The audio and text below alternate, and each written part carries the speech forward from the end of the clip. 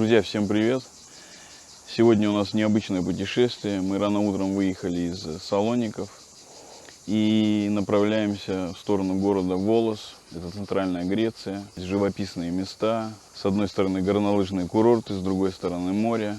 От города Салоник примерно нам ехать 4 часа. Мы вот проехали где-то около 3 и остановились здесь в живописном месте у моря. Тихая достаточно деревушка, даже не знаю, как она называется по большому счету. И не столь важно. Тихо, красиво, умиротворение. Чуть-чуть отдохнем и поедем дальше.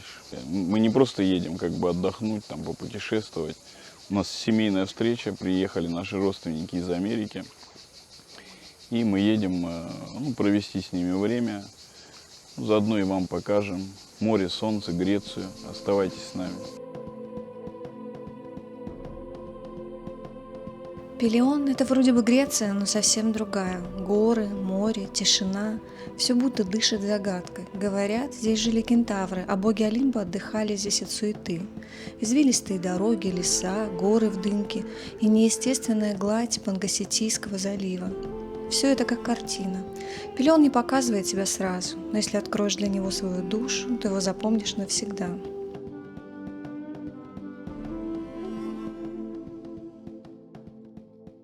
Привет, Наташ. Ну как это нам и нравится. Ой, привет. Привет. Как дела? Привет, Привет. Мария. Как доехали? Год спустя называется.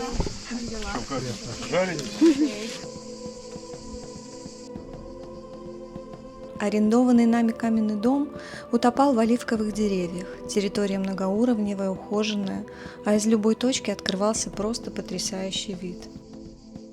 Красиво здесь, да? Да, здесь очень красиво. Классный дом Вид такой очень каменный. классный. Вид классный вообще, смотри. Корабли. Мы, значит, добрались. Сейчас у нас такая тут суматоха. Мы разбираем вещи, обустраиваемся, решаем, кто где будет спать, потому что у нас большая компания. Нас сегодня здесь 12 человек. Сегодня вечером мы планируем пожарить шашлык. И, в общем-то, в семейной домашней обстановке планируем провести хорошо время. Еще, может быть, спустимся к морю, успеем искупаться.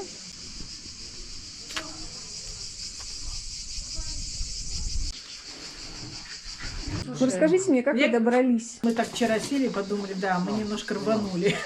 9 часов перелета, а потом 4,5 часа, но дороги-то хорошие, но только здесь, когда ты час едешь вот по этим серпантинам, и уже, конечно, устали. С первой же секунды этот дом цепляет взгляд.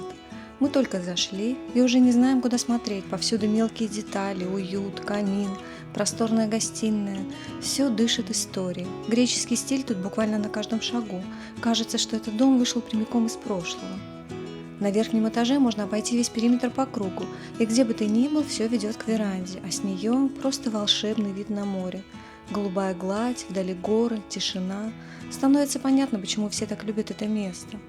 Мы расположились на нижнем уровне, там, где даже самый жаркий день прохладно. Нам досталась комната в деревенском стиле, деревянная мебель, старинные ставни и уют. Особенно в доме запомнились витражные окна и выход прямо в оливковый сад. Настоящая сказка. Мы нашли книги отзывов от гостей. Их здесь десятки, на разных языках, с рисунками, благодарностями, заметками. И один из самых старых отзывов датирован 1978 годом. Представляете, почти полвека сюда приезжают люди со всего мира. И каждый оставляет что-то свое – книгу, игру, воспоминания. Ну а главное место в доме – веранда и гостиная. Именно там мы все и собрались. Болтали, смеялись, делились впечатлениями. И вот в один из таких моментов было принято решение исследовать местный пляж и немного освежиться. Море было необыкновенно спокойное, прозрачное, теплое. Широкий песчаный берег, вокруг только мы и природа. Нас было много, и каждый нашел чем заняться. Кто-то просто плавал, наслаждался прохладной водой, кто-то принимал солнечные ванны, а молодежь взяла каноэ и ушла в открытие просторов. Наша собачка тоже не отставала, бегала по берегу и все контролировала. После купания мы вернулись домой и уже в тени на веранде обсуждали планы на вечер. Что жарим, кто что режет, кто что готовит. И так незаметно вечер начал нас стягивать в свое настроение.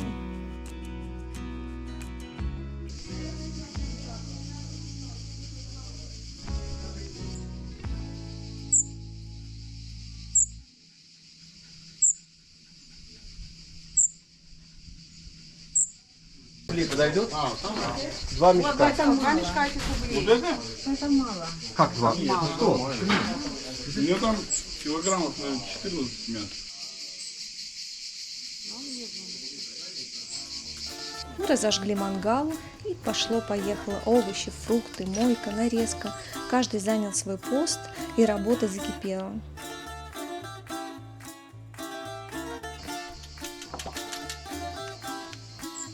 О, ребрышки вообще бомба должны быть. Мясистые такие, мясистые. Кошерные? Даже не знаю, курицу будет кто-то кушать.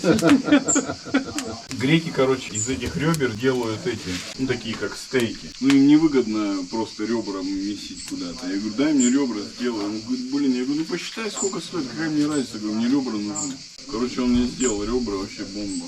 У нас это популярно. Американцы мясоеды, я пропагандирую там травоедение. Да, они говорят, надо коров, говорят, убивать, ну, уменьшить, потому что они пердят и метану. Ну да. Ну, я тебе умоляю. Ну это проблема.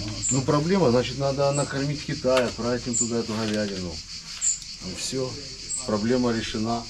Сытые китайцы и чистый воздух. Мы делаем овощное блюдо, которое называется, я не помню как, из баклажан, помидор, лук, ну потом зелень еще добавляется. По-нашему это как бы овощная икра из запеченных овощей на костре. Это армянский вариант. Популярное название, но я не могу никак запомнить его. Сабджа. Когда кто-то говорит, я говорю, о, Сандал. да, Абджаб Сандал, молодец. Подытожим. Сегодня у нас Интернациональная кухня с интернациональными гостями. Ребрышки мы насаживаем на 2 шампура, чтобы они красиво жарились и не пережарились. Тяжело, да, и насаживать? Потому что дядька твой оставил мало мяса на них, поэтому тяжело. В Америке совсем по-другому. Там вот сверху ты не видишь кости. Там жирок и мясо. Короче, это погрызть мы взяли, да? Хочешь мясо, вон шашлык целый. Стол уже накрыт, а закат как на открытке. А у нас тут каждые 5 минут новые идеи для блюда. Когда нас много, ужин превращается в настоящее кулинарное шоу, а вечер обещает быть очень вкусным. Бэби-зукини на гриле. А это в чем предварительно замариновали? Оливковое масло, соль, перец и орегано немножко. Мне так нравится, когда все готовят сообща. Ага, а тебе в кибуце нравится жить? Нет, я просто не люблю готовить. Костя сказал, что это называется Обжар. Да, Абджад-сандал. да, я Что-то не могу такое. запомнить. Тосинки запеченные, лук, помидоры, перец. Все сейчас перемолим, чесночка добавим, зелени добавим. Можно есть. И что ты мне говоришь? Пересаживайся на веточку. Да, слезай с меня. Не хочешь уходить? Так, друзья, это ребрышки. Ушли на мангальчик. Жар вообще ужас.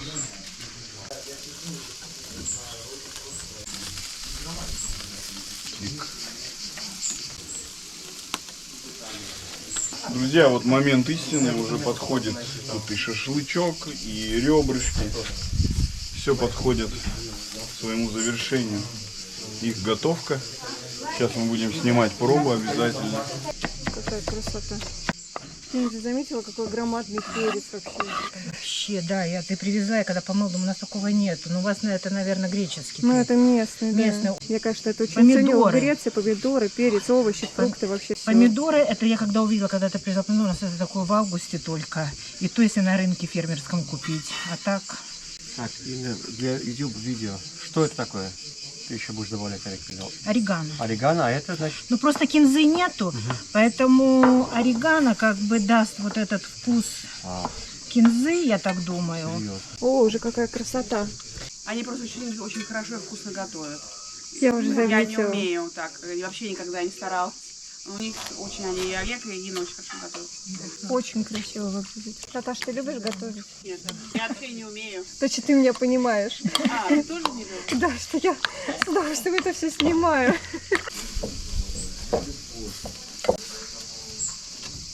Привилегия шефа попробовать мясо прям с огня. Это неописуемое наслаждение.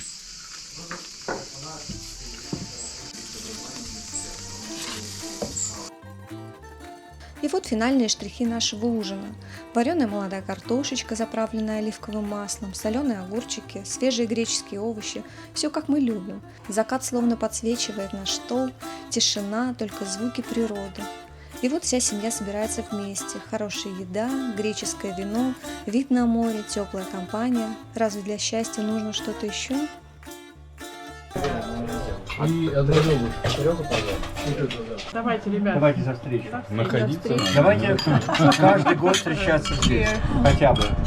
А то и больше. А давайте поближе где-нибудь к этому, к цивилизации. Нет, нам не нравится.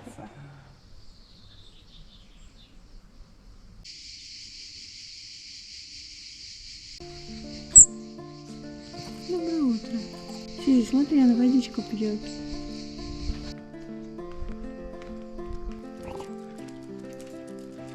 Мы проснулись под пение цикад и первые лучи солнца. Решили не терять времени и идем купаться.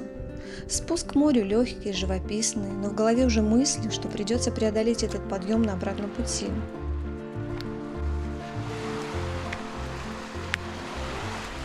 Всем доброе утро. Сейчас 6 утра. У нас утренняя прогулка по берегу моря. Утренний заплыв.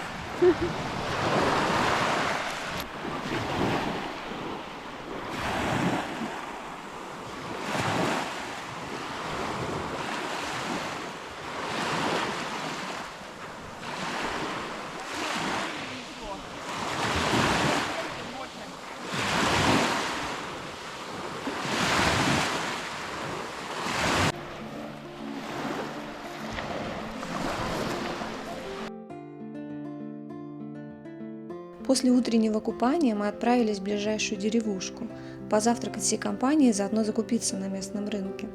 Говорят, название деревушки Арголасти связано с мифами об аргонавтах, будто бы их корабль проходил здесь по пути за Золотым Руном. Ну, конечно же, научного подтверждения у этой версии нет, но такие легенды придают особую магию этим местам. Деревня построена в типичном пелёнском стиле, каменные дома с черепичными крышами, узкие мощеные улочки, балконы, утопающие в цветах. Здесь царит удивительное спокойствие, такое, которое редко встретишь в туристических местах. Даже звук шагов кажется громким. Все словно застыло во времени, и именно в этом ее очарование. На площади я даже наткнулась на выложенный в плитке барельеф человека-лошади, почти как следы кентавров. Всегда приятно выпить чашечку греческого кофе в такой компании и такой атмосфере. Мы немного передохнули, зарядились энергией и отправились дальше, исследовать пляжи восточного побережья Пелиона. По пути на восточное побережье мы проезжали места, которые до сих пор помнят разрушительные ливни 2023 года. На всем протяжении дороги размытие почвы, следы сошедших потоков и дома, покосившиеся под натиском стихии.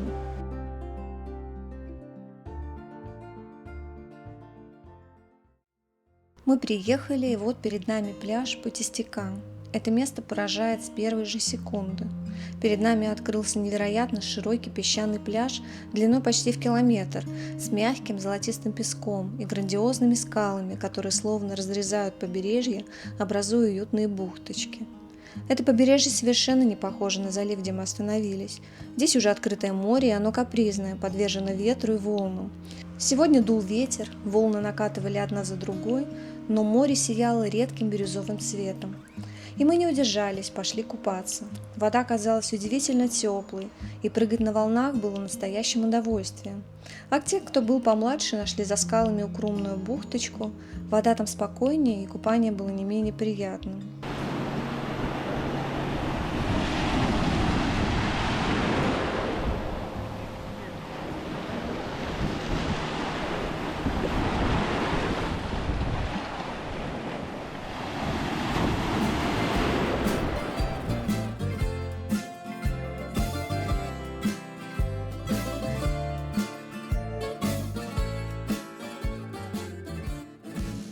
Хороший песочный пляж, большой, единственное, что ветрено. Ну, это может хорошо, потому что мы не запарились на пляже. Море достаточно глубокое, волны. В общем, мы покупались, сейчас возвращаемся в сторону уже дома, остановились в небольшой деревне. Здесь по отзывам неплохая таверня, нам порекомендовали. Ну, сейчас что-нибудь перекусим, да, поедем обратно. Скотина фрейска.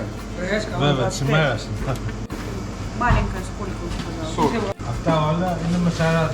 Καλαμάρι, γάβρος, Свежий гаврус. σαρδίν, Днем свежий, да? όλα. Ой, хороший, солодец, перчик кладу.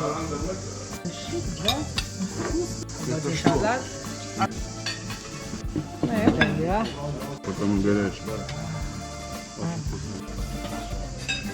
Маслипи бира. Фишика. Вас Антон поведет, Олег? Почему? А что, я напился, что ли? Ну, дайте мне картошку домой. Ой. Это мы такие.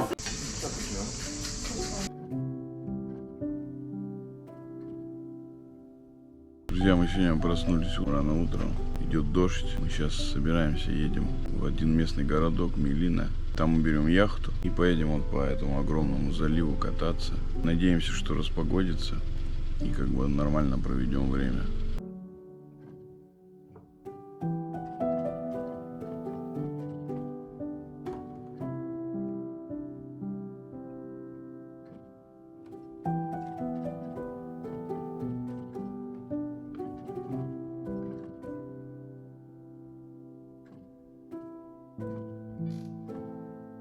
Наша яхта стоит далеко.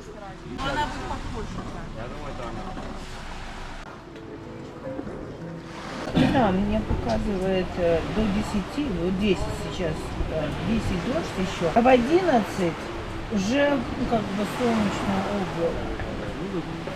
Уже дождя нету, да. Хорошая погода. Мы даже, вы только сказали, что где-то здесь дождей в Греции. Сейчас он пройдет, этот сильно должен пройти. Считай, что искупали. Нам предлагается пойти внутрь. Стоять, выпить кофе и свалить. Если он так часто все будет воды накопится, тут такие реки пойдут вниз. Даже, может, не доедем до дома. Хорошо, достаточно. Я понял. Какой план? У нас нет плана. Ну, как говорят греки, халара, то есть просто расслабься. Вот мы и учимся. По плану была прогулка на яхте, а получилась яичница с видом на море и сильный ливень. Но главное ведь не куда, а с кем. Мне понравилось солнышко.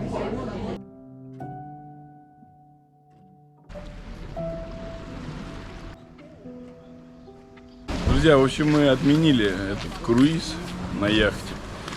Перенесли его на завтра, потому что сегодня, вы видите, дождь идет, погода холодная. Продолжим наш трип куда-нибудь. Пока не знаем, чем мы тут займемся. Вам покажем, расскажем.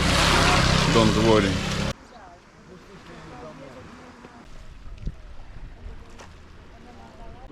А, дом?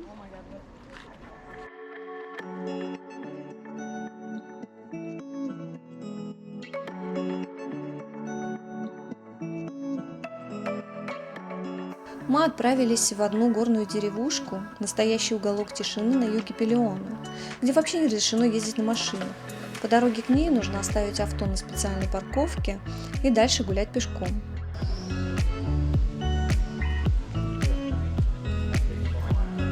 Мы приехали в Лавкас, старая деревня в горах Пелиона. Город, наверное, лет 500, может больше. И ничего здесь не поменяется еще 500 лет.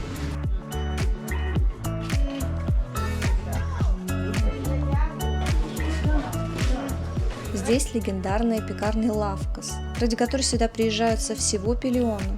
Само здание уникальное, оно было задумано как вокзал, но поезд сюда так и не пришел.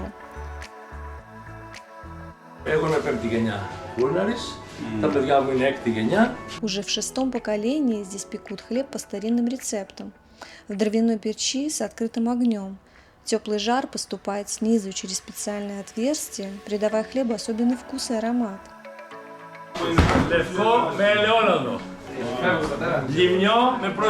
Этот рецепт передавался из поколения в поколение, сохраняя аутентичность и традиции.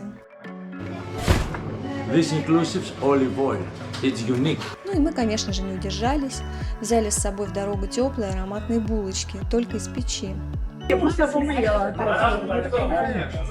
Но Лавкас – это не только пекарня. Каменные дома, мощенные улицы и тишина создают атмосферу уюта и покоя. Здесь время словно замедляется, позволяя насладиться каждым моментом. В деревне есть интересные музеи, например, музей народного искусства и небольшой частный музей старинных предметов, собранных местными жителями. С ее узких улочек открывается захватывающий вид на Пагаситийский залив и маленькие островки. А под старыми платанами работает одно из самых старых кафе в Греции, где по-прежнему варят кофе на песке. Все здесь дышит историей и любовью к традициям. Лавкас – это уголок, где хочется остаться подольше. Что у вас случилось? Да нет, мы смеемся немножко. Где Наташа с Ладом. Костя говорит, они уже, наверное, поехали в другую деревню, галопом по Европе.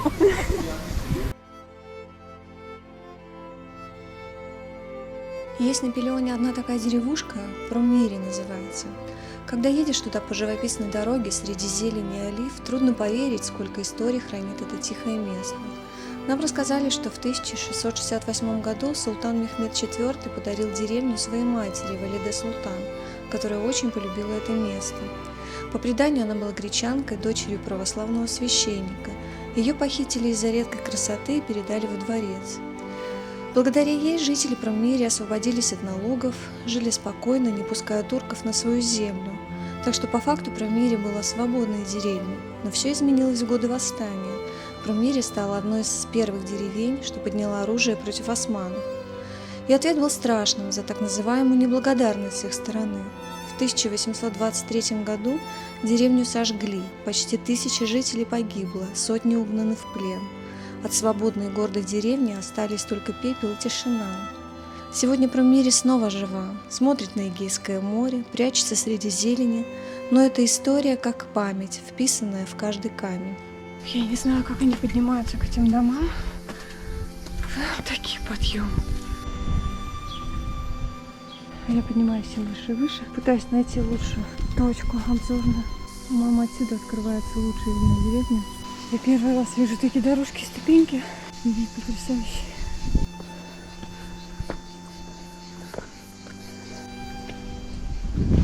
О, отсюда море уже хорошо видно.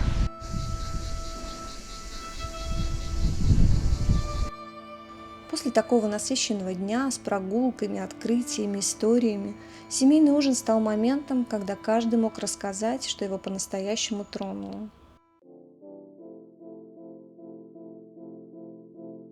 Новый день и новые приключения. Мы отправляемся в прибрежную деревушку Мелина, уютную и тихую, с красивой набережной. Здесь в обустроенной марине нас уже ждет яхта. Несмотря на то, что на 16 человек и 2 собаки, на борту всем нашлось свое местечко. Просторно, удобно, расслабленно. И наши собачки устроились по-своему с удовольствием и включились в морское приключение. Итак, стартуем. Погода солнечная, настроение отличное.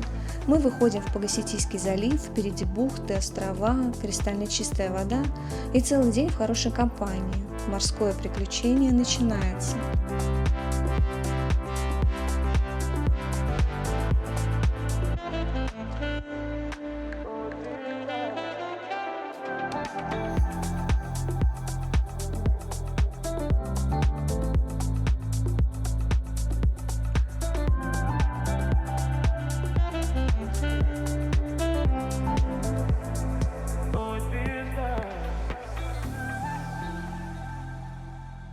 Помощник капитана проводит инструктаж и рассказывает, какая программа нас ждет сегодня. Мы будем плыть по Пагаситийскому заливу, делать остановки в укромных бухтах с кристально чистой прозрачной водой, идеальной для купания.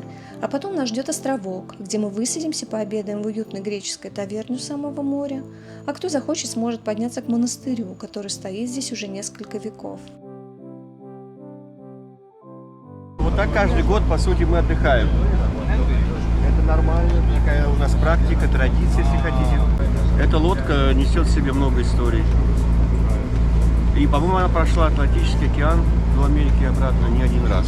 Спускаемся вниз из рубки капитана, чтобы осмотреть, что скрывает нижняя часть яхты. Нас встречает просторная гостиная с мягкими диванами. И сразу представляешь, как здесь собираются компании во время морских путешествий. Рядом небольшая, но уютная кухня, все на месте. Заглядываем дальше. 2 достаточно просторные спальни с удобными кроватями. А в ванной комнате все, что нужно. Душ, туалет, умывальник. Все продумано до мелочей. Вообще яхта приспособлена для длительных путешествий, и это чувствуется. Видно, что она уже повидала море и имеет свою историю и характер.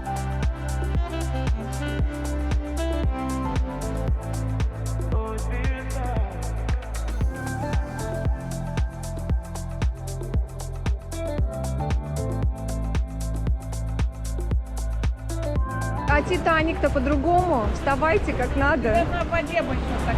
Наташ, держи так Влада, давай. Он говорит, я не думаю, что он вообще увидел. Титаник? Послушай, для тебя это удивительно. Американцы, это их фильм, но это не факт, что это сколько лет. Ну, Ты понимаешь, понятно. что фильм какого года?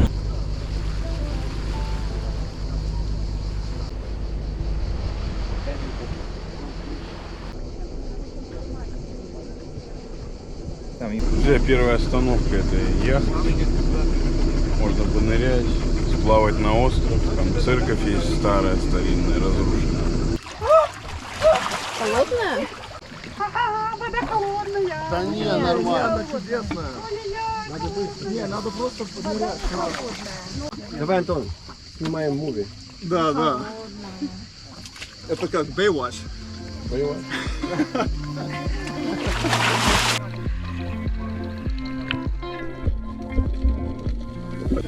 Так, раз, два, три. Во, получилось.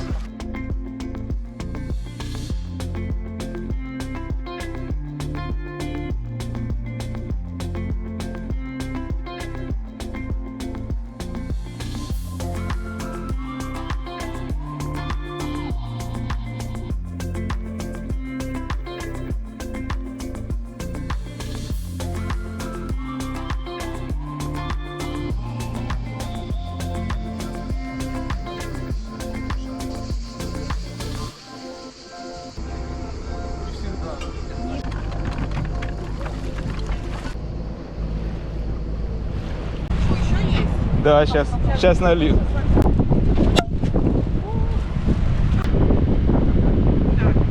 Давай, скажи что-то. Ты же его знаешь давно. Костя, за тебя. Он на руках у тебя родился. Happy birthday. У нас много раков, но ты первый, да, я так понимаю. Пошли раки, да. Желаю тебе здоровья, успехов в бизнесе и счастья в благополучии в семье. Спасибо. Все такие лаконичные поздравления. Давай. С днем рождения. Спасибо.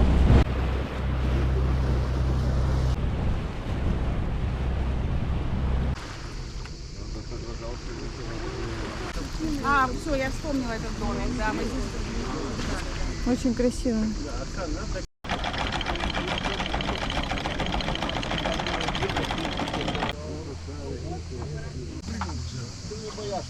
Это не jellyfish. Я-то увидела, она нырнула. Плывет. Маленькая? Ну, такая, да, небольшая. Она опасная? Она не то что опасная, но будет болеть от укуса.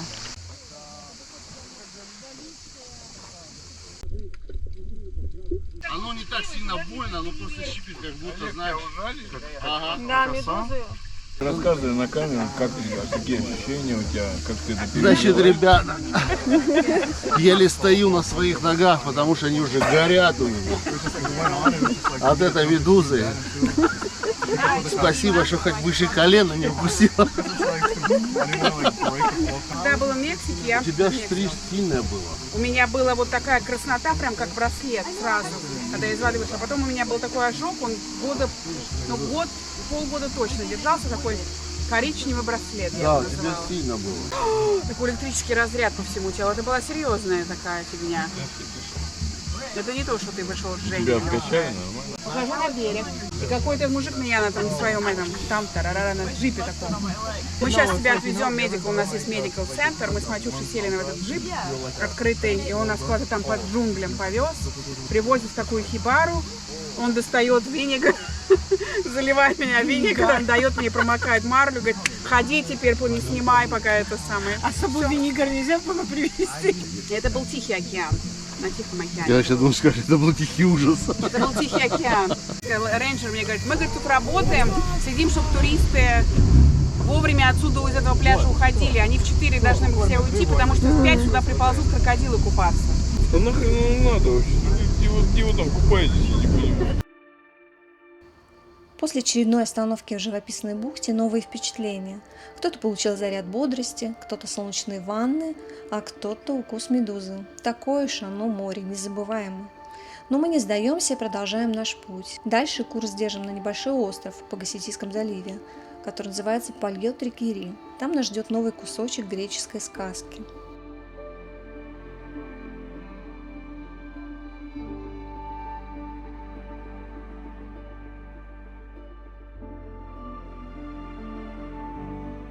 Когда-то это место знали только рыбаки и монахи, а сегодня это одно из самых тихих и атмосферных мест в Греции.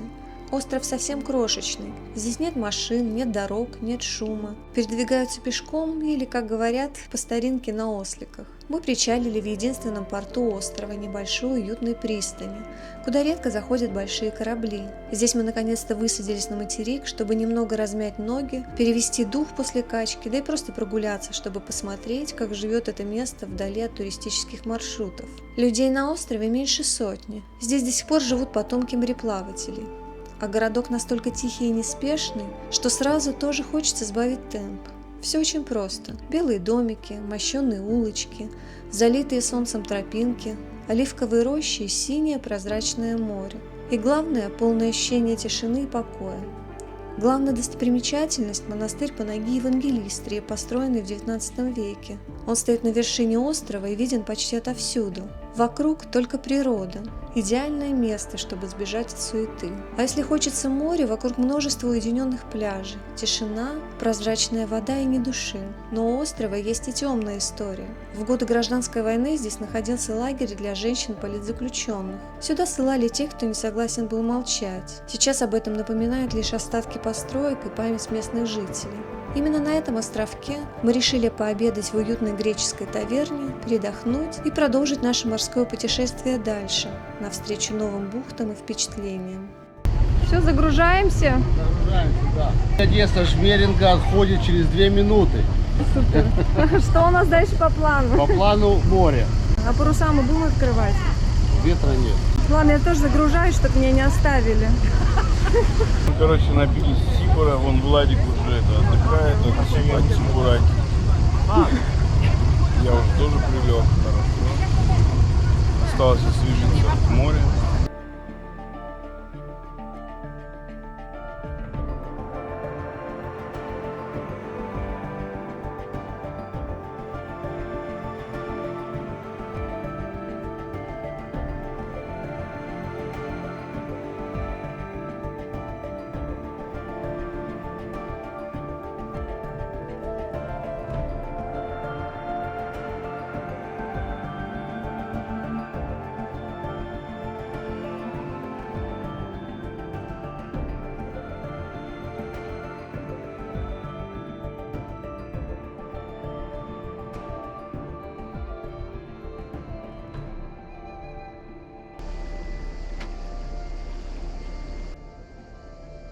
И вот последняя остановка. Красивая бухта, кристально чистая вода, спокойное море.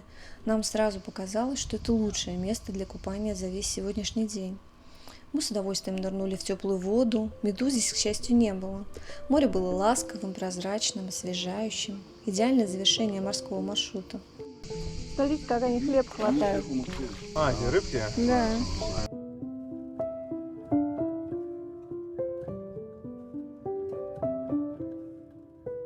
После этого финального купания мы отправились в обратный путь.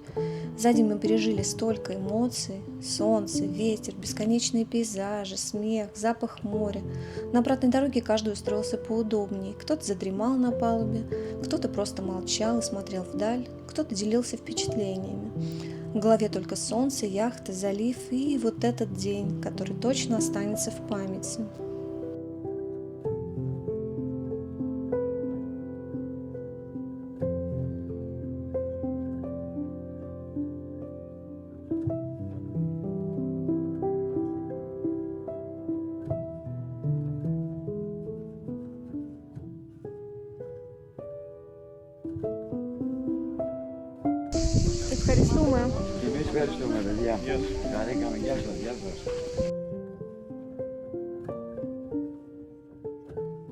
На обратном пути мы еще раз полюбовались Мелиной, этой уютной прибрежной деревушкой, проехали по ее просторной набережной, где море встречается с тишиной, где все будто замирает. Дальше снова дороги Пелеона, они петляют среди холмов, открывая потрясающие виды на залив. Мы ехали молча, разглядывая пейзажи за окном, переваривая все, что с нами сегодня произошло. А в душе уже появлялась легкая грусть, потому что наш маленький отпуск подходил к концу. И, как всегда, в такие моменты совсем не хочется, чтобы все это заканчивалось. Наташа!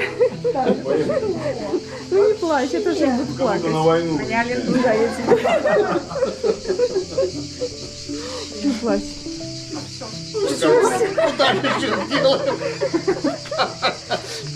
Еще мне осталось расплакаться. Пока. Больше с мячиком мы не можем поиграться. Мы уезжаем. Не хочешь? Нет, с нами есть. Все, загружайся. Будем ждать видеорепортажа. Да. У меня теперь работы на эту неделю на 2. Все, всем пока. Пока.